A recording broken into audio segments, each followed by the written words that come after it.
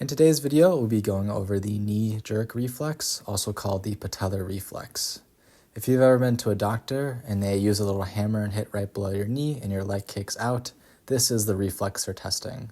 Now it's important to test for this because if your knee doesn't kick out or kicks out too excessively, that can indicate nerve damage or a neurological condition. So how this reflex works is that the little hammer will hit right below your kneecap on the patellar tendon, and that's going to cause the quadriceps to be stretched.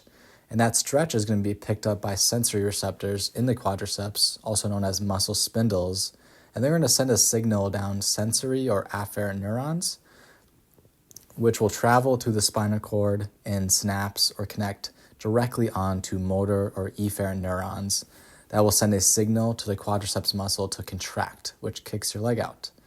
Now at the same time, this sensory neuron is going to synapse onto an inhibitory interneuron, which is going to send a signal to the motor or efferent neuron that's traveling to the hamstring muscles to relax.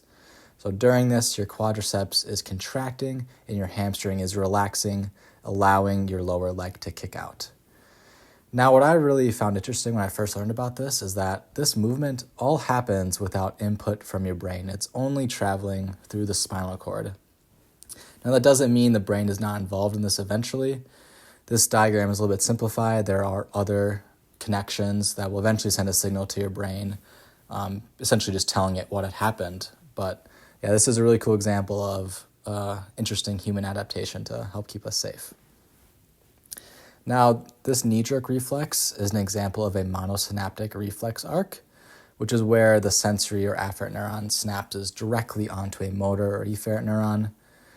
And then the second type of reflex arc is a polysynaptic reflex arc, which is where the sensory neuron synapses onto at least one interneuron before synapsing onto a motor or efferent neuron. Now, examples of this reflex arc is the withdrawal reflex. So if you've ever touched a hot stove and quickly withdraw your hand away from that, that is the reflex arc responsible for it.